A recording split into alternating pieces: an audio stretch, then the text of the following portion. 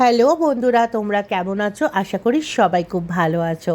রেহানের দুষ্টুমির চ্যানেলে তোমাদের সকলকে জানাই অনেক স্বাগত। আজকে একটা নতুন ব্লগ নিয়ে তোমাদের সামনে হাজির হয়ে গেলাম। আর আজকে আমাদের একটা বিয়ে বাড়ি আছে, তো সেখানেই যাব। তো সারাদিন আমরা কি করি তোমরা সেটা দেখতে থাকো। কি খাচ্ছ তুমি?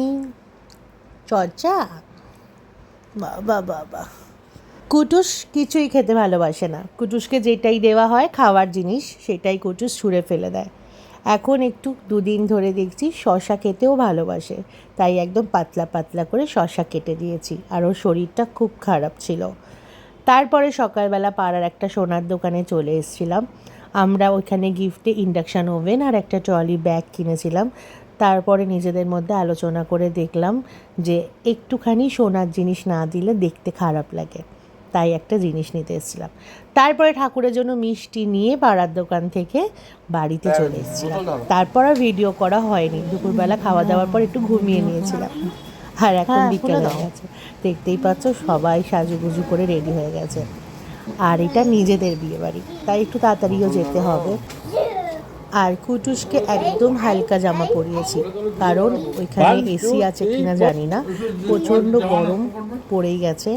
তাই জন্য একদম হালকা জামা পরিয়ে নিয়ে যাচ্ছি, কারণ ও ভিড়ভাড় পছন্দ করে না একদম। আর তার জন্যই, কারণ ও কতক্ষণ থাকবে সেটাই হচ্ছে ব্যাপার।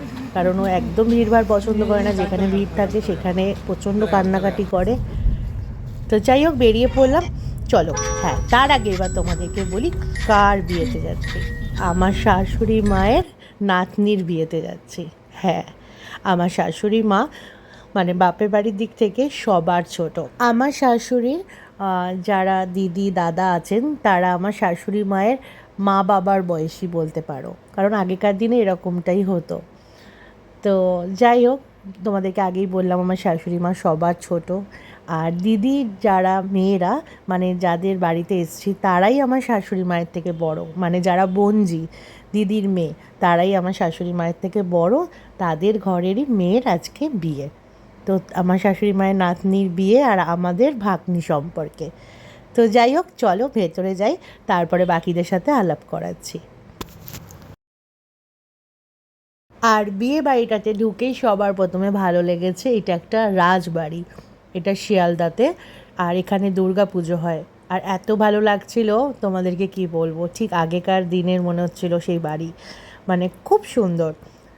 তো যাই হোক, চলো ভেতরে যাই, আমিও দেখার জন্য অপেক্ষায় আছি। আমি একবারই দেখেছিলাম যে আমাদের আজকে ব্রাইড তাকে, তো আমারও দেখার ইচ্ছা।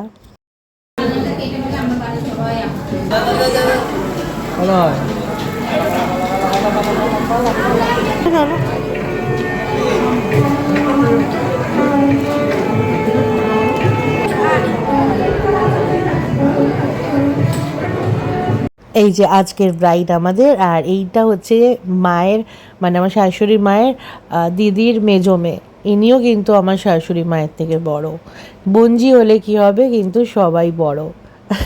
তো যাই হোক, আমার শাশুড়ি মায়ের এখনও দিদা হওয়ার বয়স, মানে এত বড় মেয়ের দিদা হওয়ার বয়স হয়নি।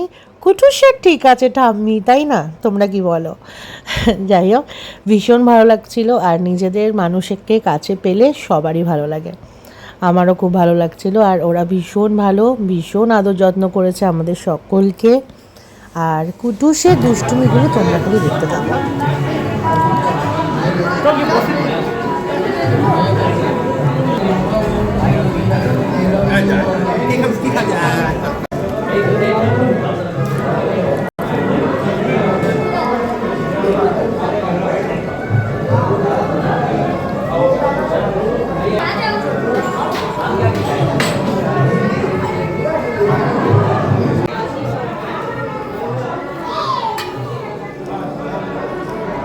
ইনি হচ্ছেন আমাদের যে ব্রাইড, তার শাশুড়ি মা।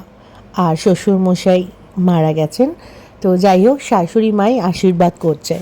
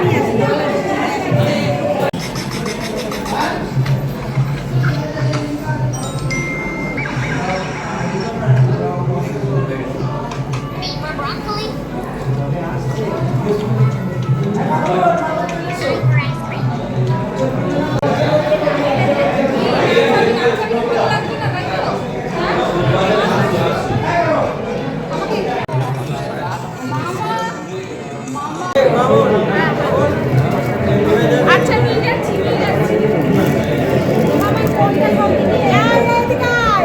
কি হবে? কি বলে যাচ্ছে সবদিকে এইটা আমরা নিয়ে যাবো।